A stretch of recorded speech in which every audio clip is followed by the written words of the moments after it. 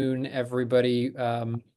Please join me in welcoming our two presenters for our joint AAST East Society of Critical Care Program Directors annual Career Catalyst. We host this in conjunction with East and SCCPDS every year to give prospective future trauma surgeons the opportunity to hear from some of the experts in the field on various areas. And after taking some of your feedback on what the AAST associate members wanted to hear, we have the pleasure of being joined by Dr. Berry and Dr. Neal to discuss building your brand in various ways. My name is Milos Buhavac. I'm the AAST webinar co-chair, and I am joined on the moderating panel this afternoon by the new education chair, Dr. Sarada Rao. Welcome, Dr. Rao. We're going to dive right in and just go over a couple of things. We are going to have two talks today. We are going to have you guys drop your questions down in the chat. So if anybody does have any questions, which we'll do at the end, please put them in the chat box, and Dr. Rao and myself will aim them at Dr. Neal and Dr. Berry to answer your questions. And if there are any other questions, just put them down in the chat and we'll either type you an answer or we will have Dr. Neal and Dr. Berry address those questions. So without further ado, it is my pleasure to introduce our first speaker, Dr. Matthew Neal. He is the Watson Chair and Professor of Surgery at the University of Pittsburgh Medical Center, as well as being the Vice Chair of Surgery and Academic Affairs. He is the Director of EGS, as well as the Co-Director of the Pittsburgh Trauma and Transfusion Medicine Research Center. A brief little history about Dr. Neal. He completed his bachelor's at Georgetown before heading to Pittsburgh, where he's been a staple, having completed his residency fellowship and research fellowship in pediatric surgery, interestingly enough. He's got many awards that reflect his dedication to teaching and research, including receiving tenure back in 2020, 5 years out from fellowship, I believe, so correct me if I'm wrong. If I counted correctly, you've got currently 6 PI projects that are either R01 or DARPA funded, as well as being the co-investigator on several other topics relating to hemorrhage and nanotechnology. So it is my pleasure to welcome Dr. Neal to talk to us today about how to build your brand in a research niche. Well, Milos, thanks very much for the introduction, and it's a real pleasure to be here. Let me confirm that I can share my screen with you and that you're seeing my slides now. That coming through okay? All right, perfect. Again, really grateful for the opportunity to be here. I'm excited to learn from Dr. Berry and to interact with all of you, and do hope to keep the slides relatively brief here so that we leave most of the time for question and answers, because I think the generalizations can sometimes be limited, but talking about specifics that folks need and are experiencing in their own developing practice and research are really important. I have no disclosures that are relevant to this topic, and some of the other work that we do has already been mentioned in the introductions. This is an interesting topic because determining why your brand matters is not always the first thing that people think about out of the gate. But it really is incredibly important. And I think the one key point that I would give you right away is you don't necessarily need to know your brand today, and your brand is going to evolve and your brand is going to change over time. But it's critical that you think about it and that you stay up to date with that as that evolution happens. And so it's not too early to start thinking about it, even though it's not expected that you have this really as a well-honed component of who you're going to be in your career. Um, but what I would say for, the young surgeons on the line, if you haven't started thinking about it, now is the time to do it. And if you need a catalyst, it's really interesting, especially in our evolution of AI, to ask ChatGPT what it knows about you, right? If you haven't done this yet, it's worth doing. Uh, and lots of good examples of where people have identified blind spots of things that were publicly available that can be discovered about you. But it also gives you an idea of, what you think may be your forward-facing brand or developing brand may not be what others see when they're utilizing the internet or social media or other components. Those are things that largely you do have some control over. And so as an objective way to do this, that's one sort of really fun tool, ask ChatGPT what it knows about you. But I think really building a strong research brand is important. It builds trust, it builds collaboration, certainly can build momentum in funding. One really important distinction out of the gate, branding and self-promotion are not exactly the same thing. But self-promotion ultimately in some form is required for this. And that is not easy for everybody. In fact, it's really, really hard for a lot of folks. And if you self-identify as an introvert, as I do, it may be downright daunting. The To give you a little bit of I think a primer or something to work from for that, though, is the reality that this is not unique to surgery. It's not unique to academic medicine, and it's in fact something that all professionals face. And so, although we're here to talk about this development in academic surgery and specifically in trauma, you really should utilize a robust body of literature that exists in professional development in general. And I would turn you to a couple of articles, and there are many, many more than this. The Harvard Business Review is a great mechanism for reading about this type of information. And there's two articles that I've listed here from the Harvard Business Review, including the one that I love by Jenny Fernandez, which is How to Self-Promote When You Don't Like Doing That. It really gives you some good granular tips of how to, I think, tactfully put your name forward in the interest of starting to develop your brand. And those are resources that you might find to be of value. One of the bits of information that I give, bits of advice that I give everybody in my role, sort of overseeing academic affairs and academic training here, is if I spin my camera around, I won't do it because then I'll drop it and you won't be able to see anything for the rest of the webinar. What's in front of me here is a big whiteboard in my office. And the advice that I give to everybody as they're starting to develop their research program and it aligns with developing your brand is that whiteboard in your office, right? Write mission critical at the top. And under mission critical, you write your mission. As you define your mission, which will change over time, you should be listing projects beneath that. And this helps me as a visual learner to be able to look at those projects and look back up at my mission and say, does this align with my brand and does it fit? When we get inundated with opportunities and you think about what am I going to do in my limited time, really being able to have your brand and your mission visually depicted in front is helpful for me and my learning style to say, does that fit? When it doesn't fit, that's the opportunity to say no. When it does, I'm going to give you a piece of unpopular advice, right? Which is that you should say yes to everything. As long as it fits in that mission, the way that you really develop that brand and promote your research niche and your development is to be the person who people recognize as being willing to take on those challenges.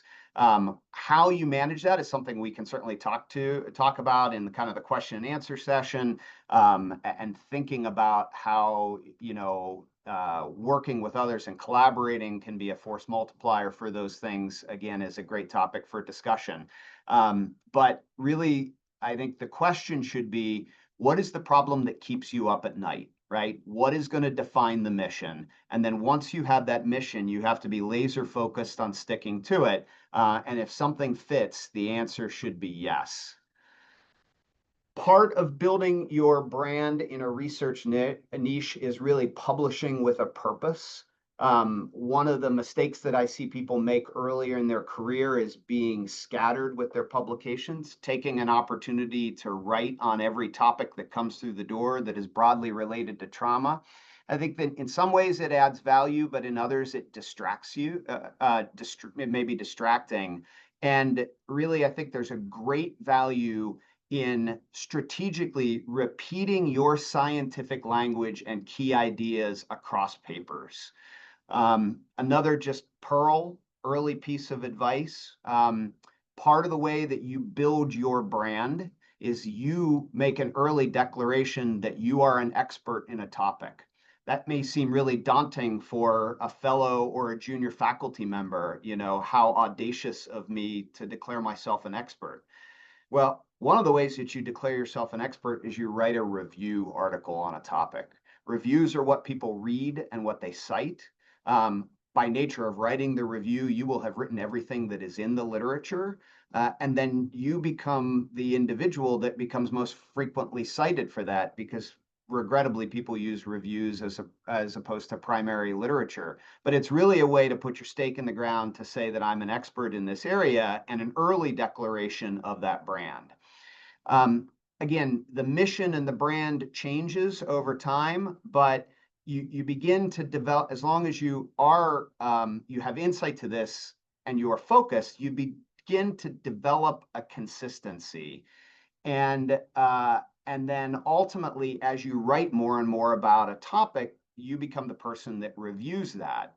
When you become the person that reviews, although many criticize peer review and the amount of time that comes into that as being uncompensated, what I will tell you, some of the bigger opportunities in my career have become writing the editorial for the articles that I have reviewed. And one of those is referenced here, was a paper that I reviewed for JAMA.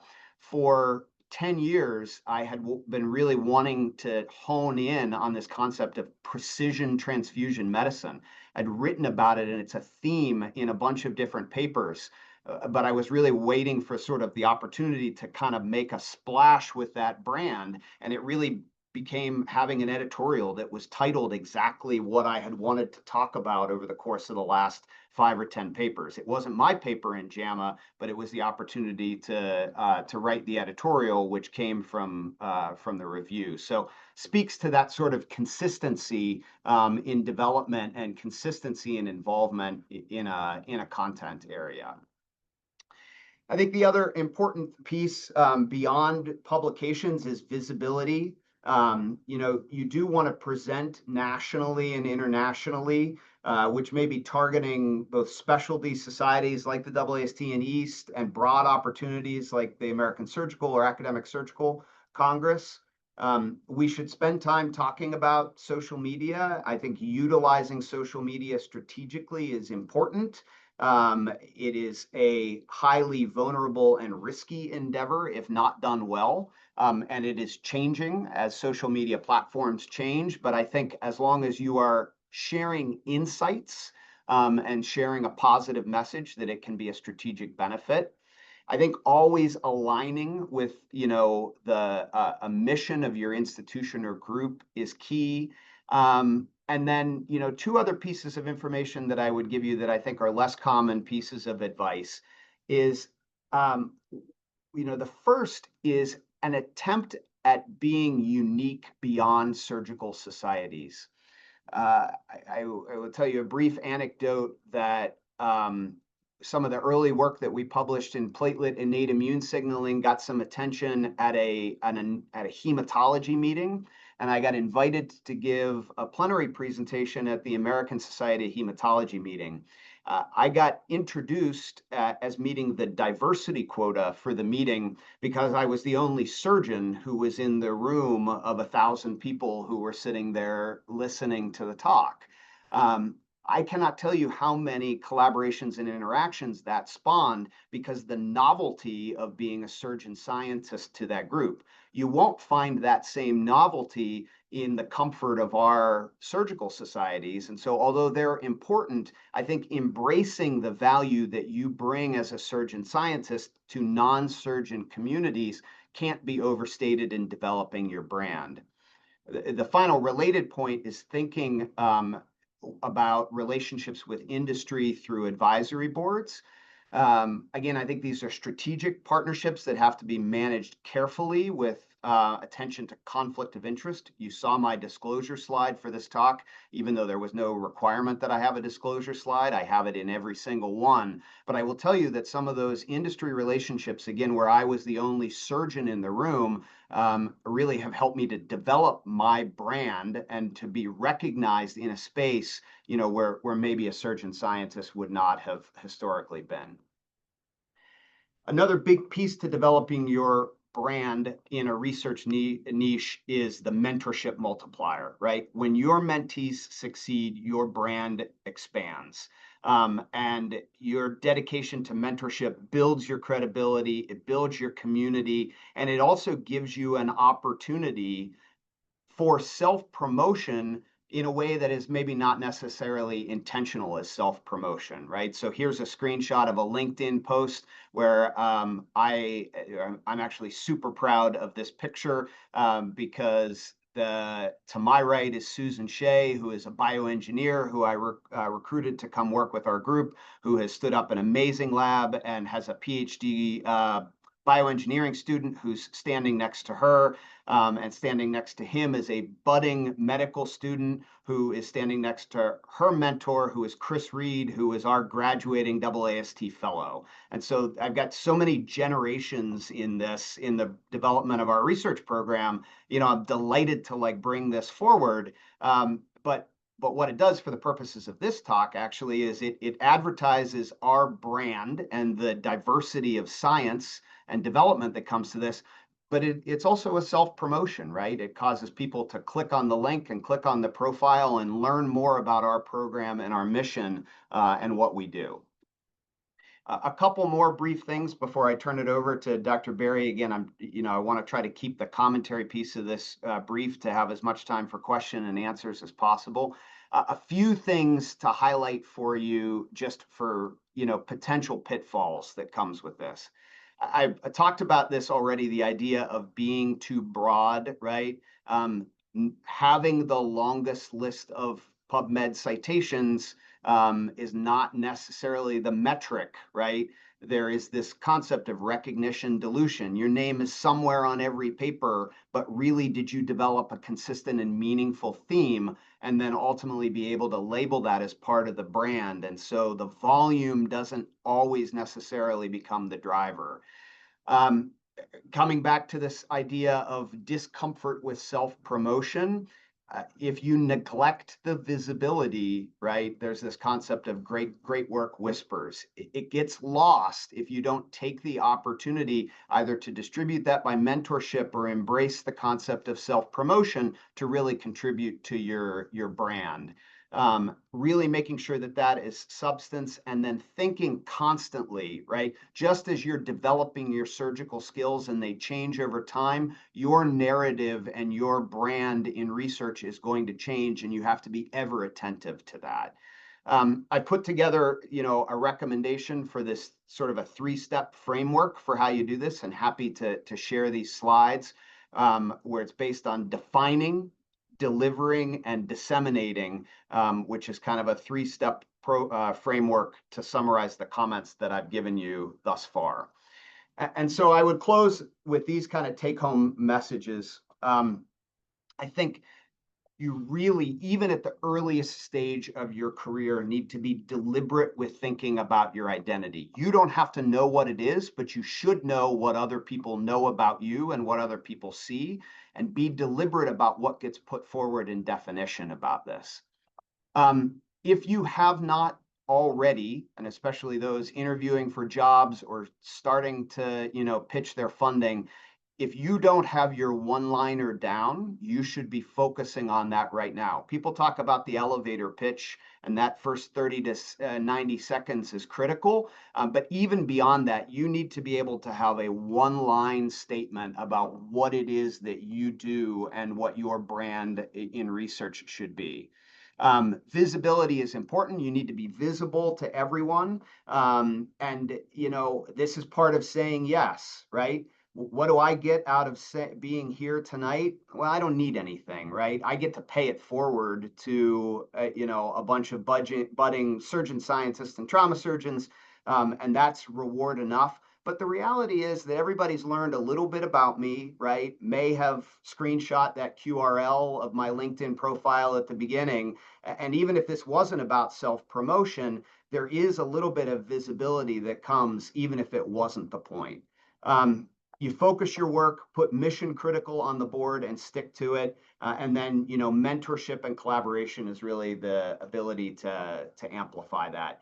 And then you should end every single talk that you give with a disclosure slide or with a acknowledgement slide that lists your funding, because it's really important so that people see that, but it also advertises what you've done, and it should have multiple ways that people can reach you. And I really moved to the QR code, including having the app on my phone that when people ask for business cards, you show them that immediately and they scan it on their camera to be accessible to everyone, to amplify your access.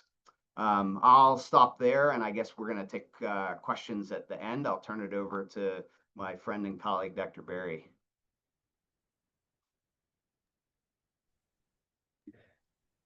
Dr. Berry, we're going to do a quick introduction for you so that for the people that don't know you, and I will share my slide again here, and Dr. Rao will introduce you.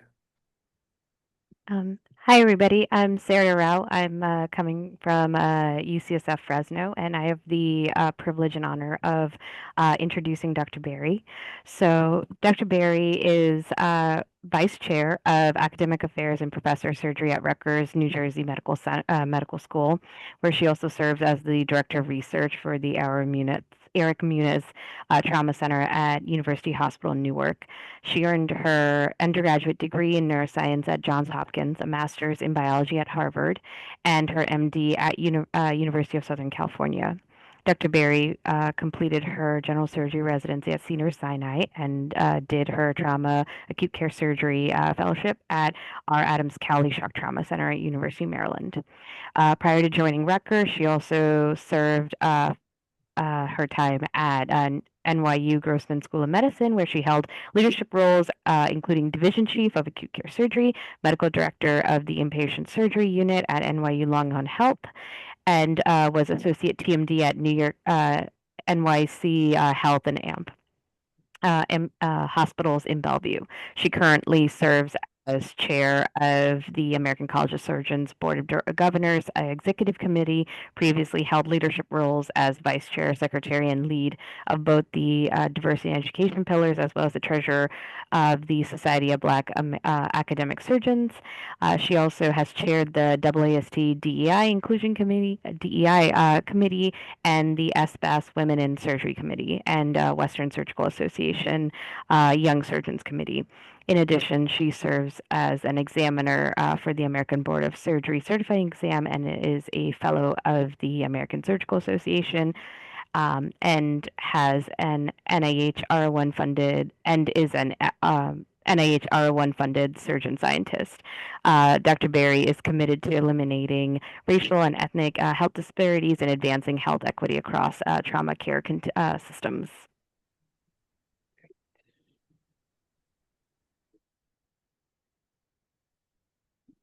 Thank you so much. I'm going to go ahead and share my screen. I am thrilled to be able to be here and just really thank you for the invitation and for the introduction. Dr. Neal, that was a great talk. It really hit on some similar themes in my talk, as I really kind of focus in on building a brand in healthcare equity, quality, and advocacy. Here are my disclosures. I just want to say that the views for this talk are really my own. So we'll briefly talk about why your brand matters, and then kind of talk about 6 guiding principles in building your brand. So knowing your why, depth before visibility, really striving to be a servant leader, building relationships, communicating impact, and then integrating equity, quality, and advocacy. And so your brand really is your reputation and your impact, and it really shapes the opportunities and invitations that come your way, and really builds trust and influence. And so the first principle is really knowing your why. As Dr. Neal said, what's your mission, right? So, all patients, and we all subscribe to this, it's not just my North Star, but all of us really believe that everyone deserves equitable access to the highest quality of care that's really rooted in excellence and delivered with respect, kindness, and compassion. And so I learned a lot of this in my training. And so these are just some pictures of individuals who really invested in me, and both in my residency and particularly in my fellowship. All of these individuals are near and dear to my heart, and I'm sure you recognize many of them. And so I got to Bellevue after my training at shock trauma.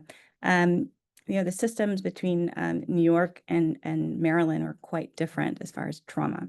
And we were noticing that, almost 200 trauma patients per year were transported to Bellevue from non-trauma centers.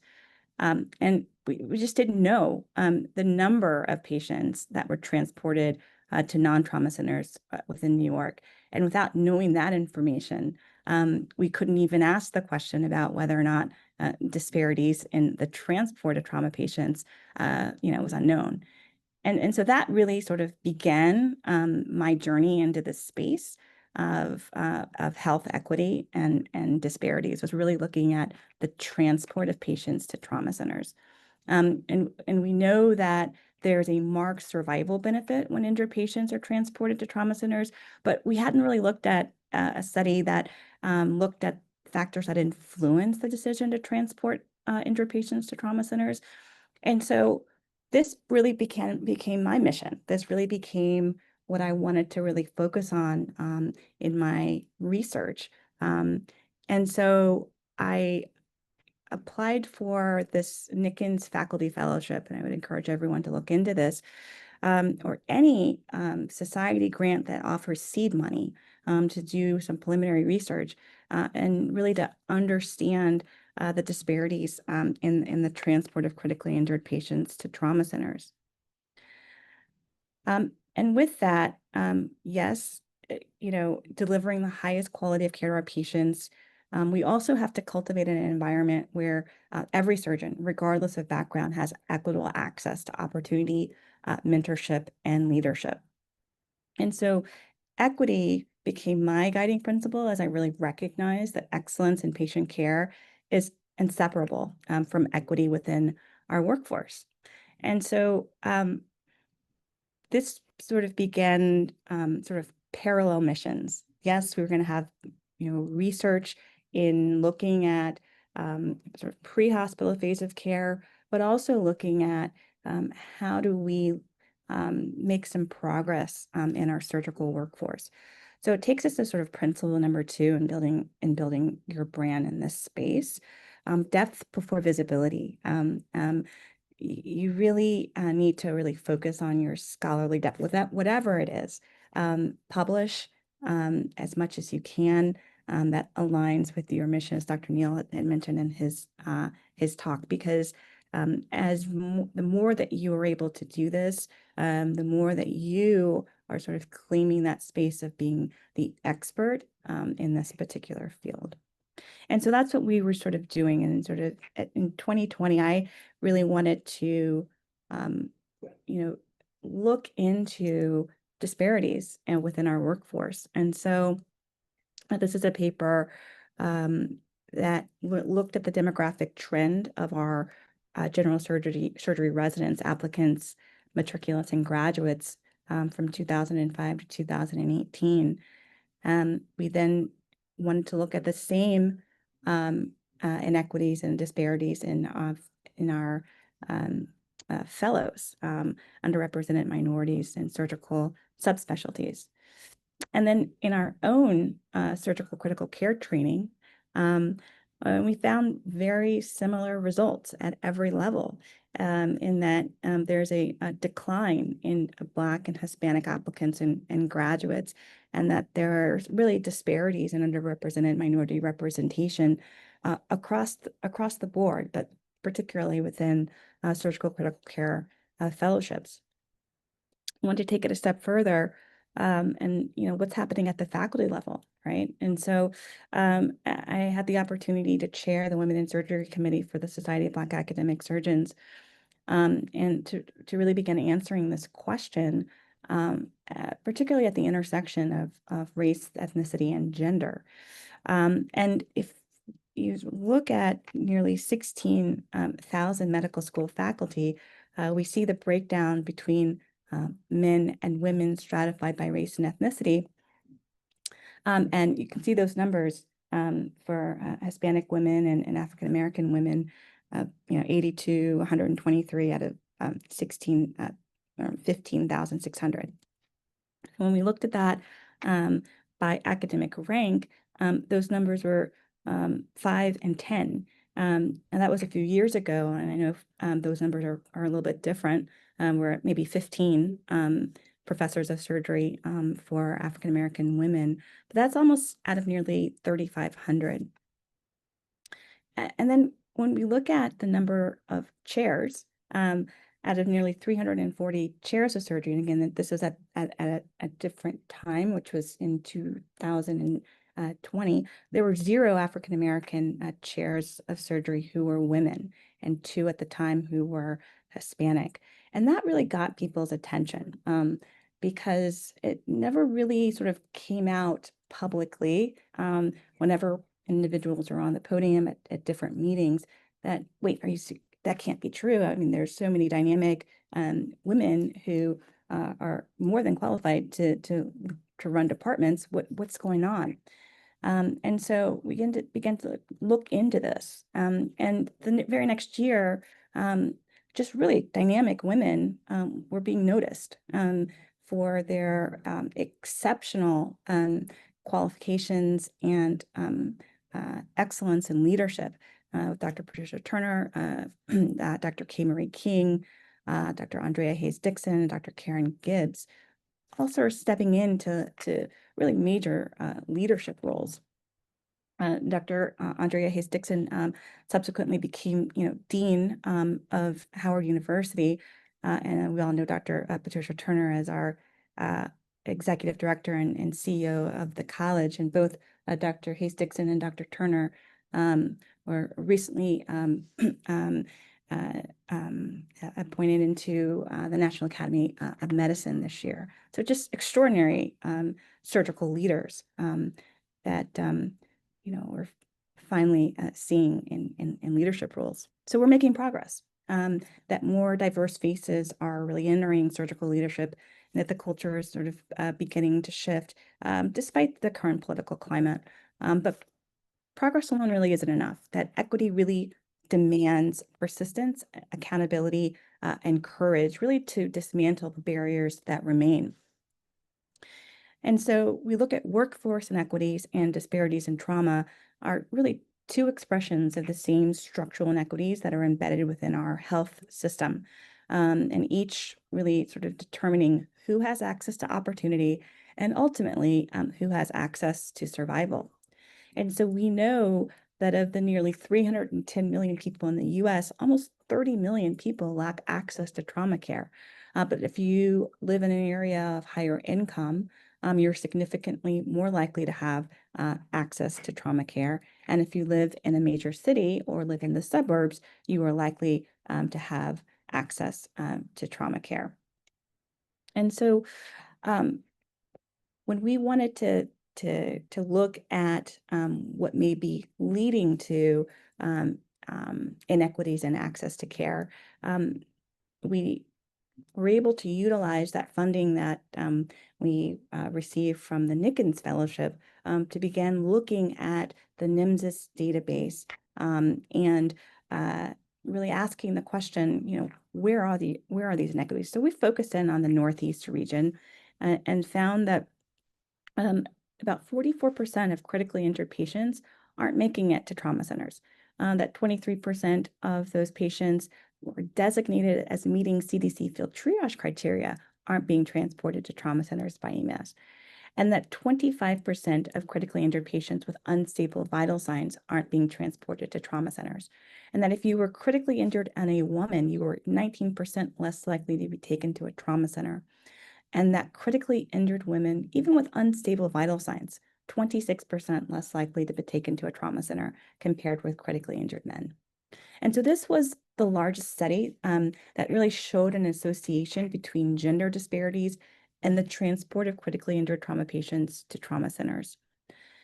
So now what? You know, identifying disparities is really only the first step. And the real challenge and opportunity is to really build trauma systems where equity is not really an afterthought, but a measurable standard of quality and accountability. And so that really takes us to the principle number 3, so servant leadership.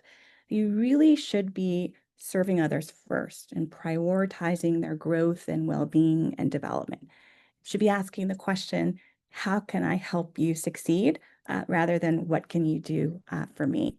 And I consider myself to be a servant leader who's unapologetically guided by integrity and excellence and equity and respect and kindness, and really subscribe to the concept of lift as you climb. And you really want to make sure that you are surrounding yourself with people who will mention your name in a room full of opportunities, which is sponsorship.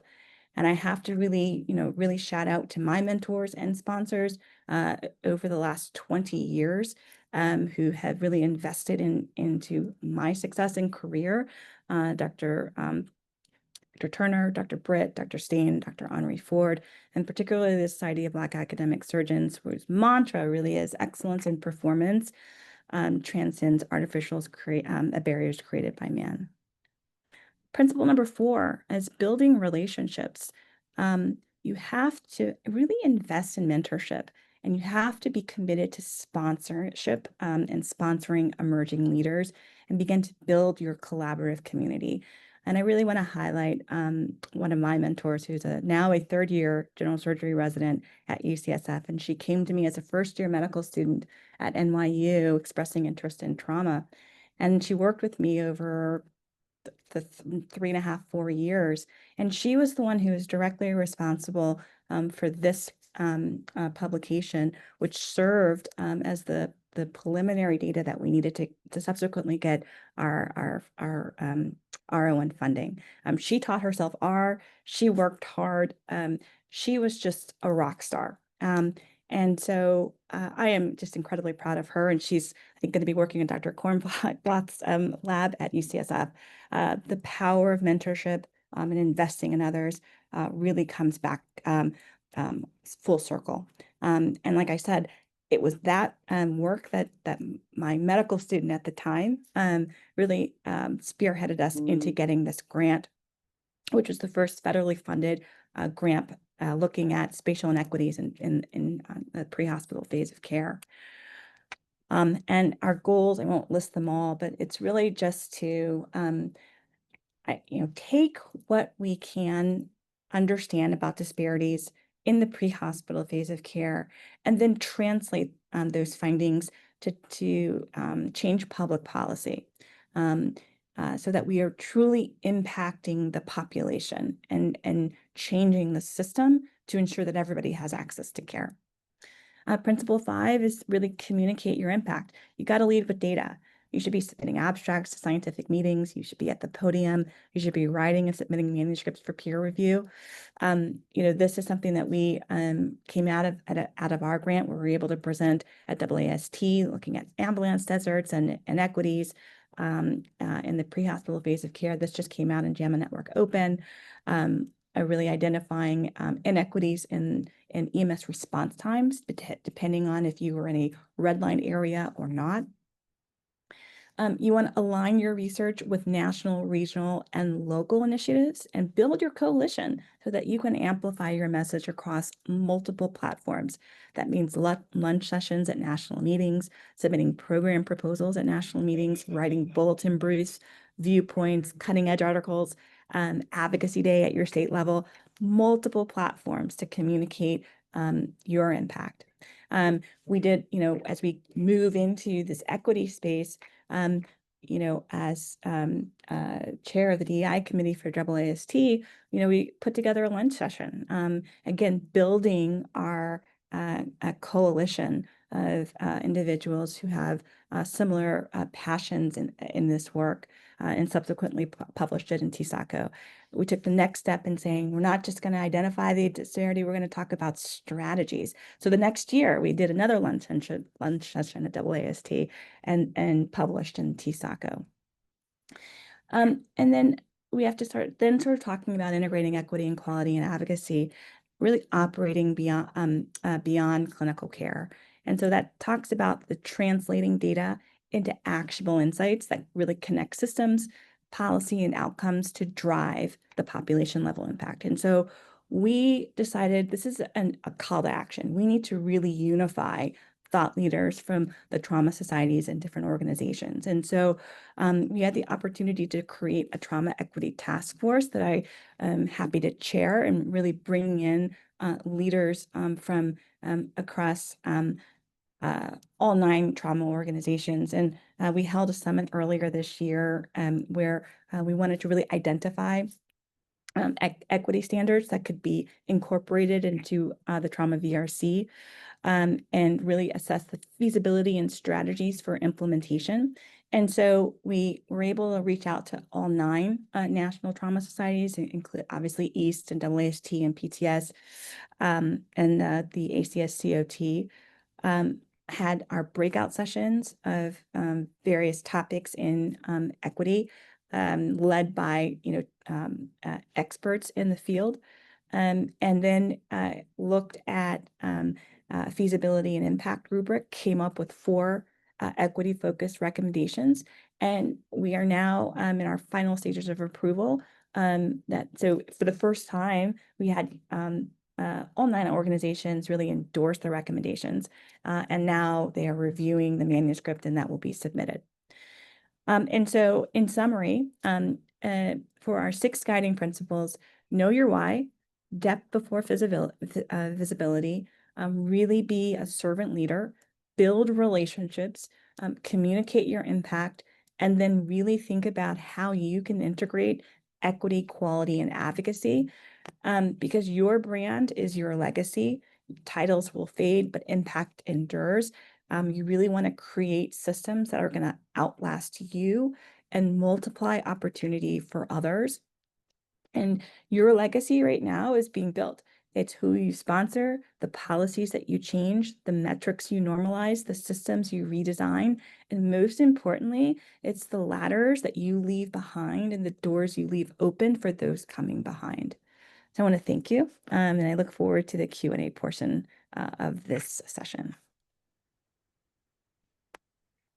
Thank you so much, Dr. Berry, for a fantastic talk. Dr. Neal, thank you so much.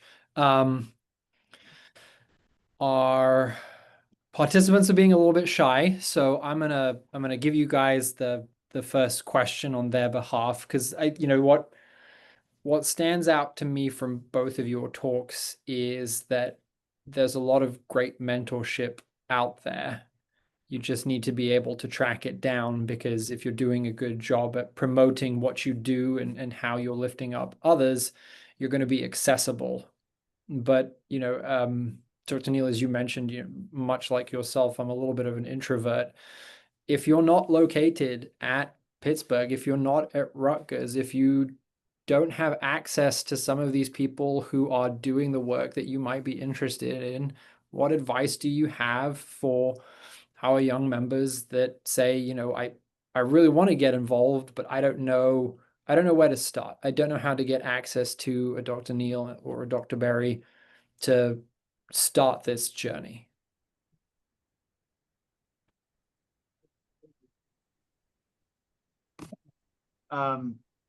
Yeah, good question. And hard to separate from the bias of being at an institution where I, acknowledge that the depth of the mentorship had, an incredible impact upon my career. I smiled at Dr. Berry's slides with the picture of Dr. Henri Ford, who was my very first mentor in surgery whenever he was here as the chief of pediatric surgery. So, yeah, I certainly acknowledge that there are opportunities that are constructed within institutions.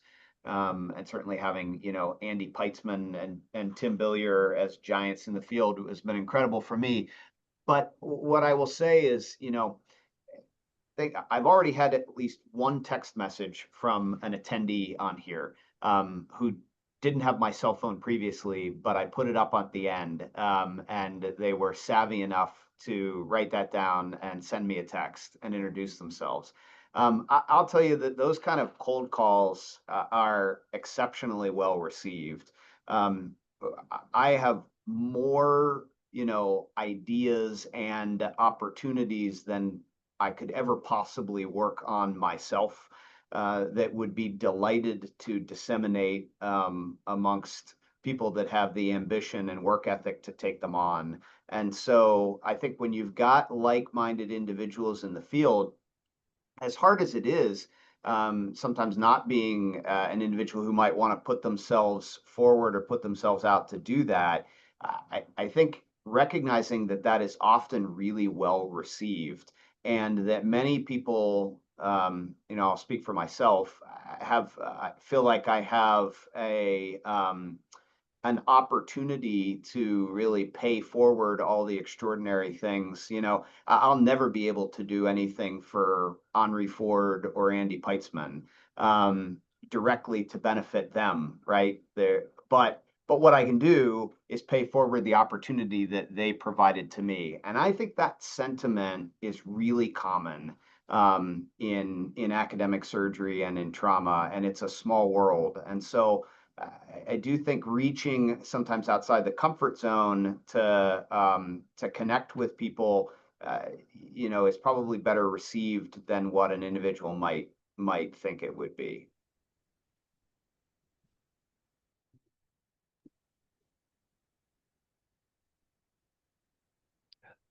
Dr. Wright, yeah, thank We have a question from from the audience. So the question is, and this is to I think both of you, both of your perspectives.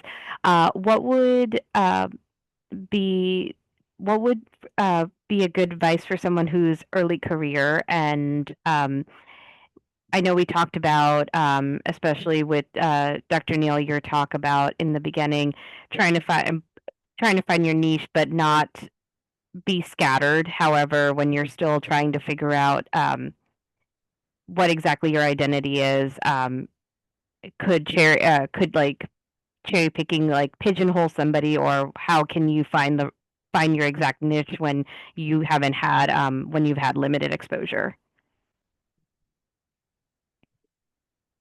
Yeah. I think when you're early on,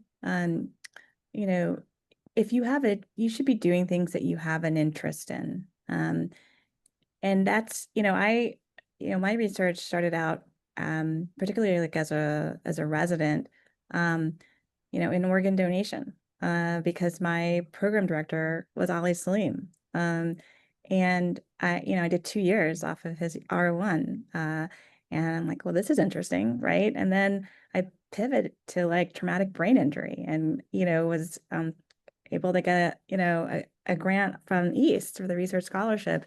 And I'm like, okay, well, I'm going to be doing traumatic brain injury, and then you begin to build the skill set in each of those encounters of learning how to write. I'm telling you, my first manuscript that I submitted to Ali Salim was like read everywhere.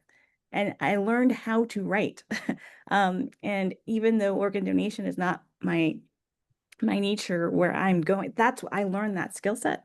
And then, I love traumatic brain injury. It's fascinating. I still enjoy it. But I learned how to write a grant through that process. And so I think it's fine early on to, go with what you're interested in and learn how to do certain things, writing grants, and until you stumble upon something that you are truly passionate about, you're like, no, this is it. This is what I want to do. And then you've acquired the skill set to really be successful in that space.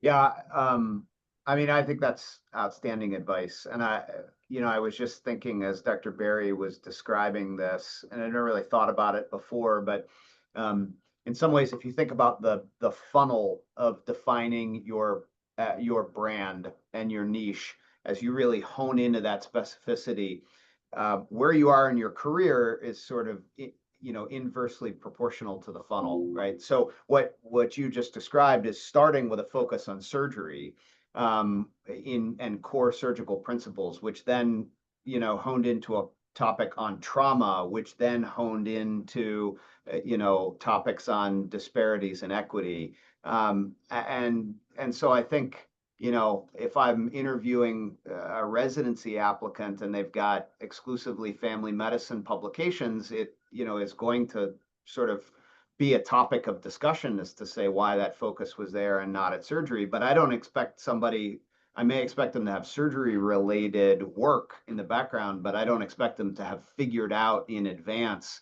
that they're going to be a transplant surgeon or a trauma surgeon with a research focus in this area. So you will funnel, and I think it's to this point of being ever cognizant of the evolution of your brand and not allowing it to really be stagnant, but constantly seeking to redefine it, but always being attentive to it. That's a fantastic point. We've got a couple more questions here in the Q&A. First one from Dr. Francisco Alvarado. Any issues protecting your ideas or your brand as you progress through your career, moving to different institutions, moving through different organizations, or do you really not worry so much about that from the standpoint of servant leadership and lifting up others, because we're all sort of standing on the giants of the people that have come before us? I would say no. And I actually recently, it's been almost a year having switched institutions and having to transfer a grant over to a different institution. I don't think you should worry about that at all. Your brand follows you, and it's not necessarily tied to one institution or to one organization. I think that you just continue to do what you're doing, writing, presenting, publishing, writing grants, and that's really irrespective of what institution that you may be tied to. Yeah, as was mentioned, I don't know whether staple is the right word, but I have been firmly rooted to the same institution, so I can't comment from personal experience. But I would say it is a component of menteeship that as you are choosing mentors, that the understanding is that your work is part of your development towards independence. And that's something that comes up when we, review for the NIH for, K awards, right? Is that somebody has a mentor, but are they really working on something that's going to establish their own science? And so I guess the only thing I would add to the otherwise excellent, summary is just as you're very early and you are establishing that brand that will go with you, you understand that will come in part from your mentors, and be savvy as you are choosing your mentors and having conversations with them about the understanding that you are going to take a piece and develop that independently, and choosing the right mentor that is supportive of that is really key. And I've certainly seen examples where that hasn't been emphasized early enough in the conversation and has later become a problem. Thank you. I think we have another question from the forum. This is from Dr. Rashi Junjunwala. The question is, hi, this is Rashi. I'm a first-year fellow at UNM. Thank you both for your thoughtful insights. This is for Dr. Neal. Dr. Neal, you mentioned finding the intersection of clinical relevance with mechanistic depth and unmet need. Can you talk a little bit more about what that means by mechanistic depth? Yeah, thanks. I didn't really highlight that in trying the interest of trying to get through everything. I think part of making an impactful research program and avoiding the tendency to be diffuse and superficial is thinking about the rigor of the science and the level of investigation. So it has to be clinically relevant. There absolutely needs to be an unmet need. You know, we're not going to waste time answering questions that other people have answered. But you know, observational science only goes so far, and it's a very core part of where most of us start. But where people excel and really define a brand is when you add depth and rigor to that. And so, you know, mechanism in, you know, the science that Dr. Berry presented is key in the rigor in which, you know, you dissect out components of surgical equity and access to care. And you saw some of that depth from what she presented here. That's what sets that science aside, in my opinion, from you know, descriptive papers, right? And that's what really allows you to establish a brand, is when people see the rigor of that depth. And for the work that we have done, it is, you know, not describing that there is a coagulopathy after trauma, but it is understanding the specific components of platelet innate immune signaling and the inflammatory response which drives that. And that's what really attracts people from outside of surgery to say, well, here's an interesting disease entity, and the mechanistic biology resonates with me because it's something that's related to my disease. And then that sort of builds those collaborations. So I think saying, how am I going to take this from beyond observational science to add rigor and depth is what will really, you know, start to define the brand.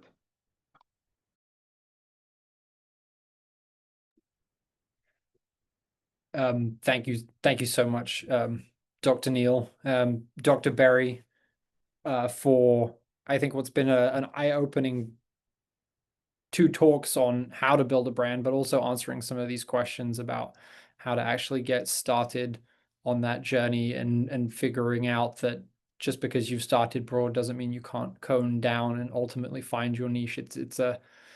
It's a journey for an entire career, not just something that you do in your first 5 years and then that's what you're stuck with. So I think that's very helpful to all of our young budding trauma surgeons and early career faculty. I think we are right at 5 o'clock. Perfect timing. So on behalf of the AAST Associate Membership East, the Society of Critical Care Program Directors, I just wanted to thank Dr. Neal and Dr. Berry for talking to us today and educating us on how to be successful for ourselves and for our mentees in the future, and how to build successful, equitable brands for everybody. On behalf of Dr. Rao and Dr. Dilday, who was pulled away for clinical duty, I would like to thank the Education Committee of the AAST Associate Membership for helping organize this talk. To all of our listeners, thank you so much for joining us. This will be recorded and available. And if anybody has any more questions, please feel free to reach out to Bria. We can always try and email answers after the talk as well. So thank you everybody again for joining us for this talk, and I will let Dr. Rao finish with some closing comments before we sign off. I just want to echo, thank you so much, Dr. Berry and Dr. Neal, for giving us your time and these excellent talks. Appreciate it so much, and on behalf of the Education Committee for the Associate Membership. Thank you so much. Thank you. Thanks for having me.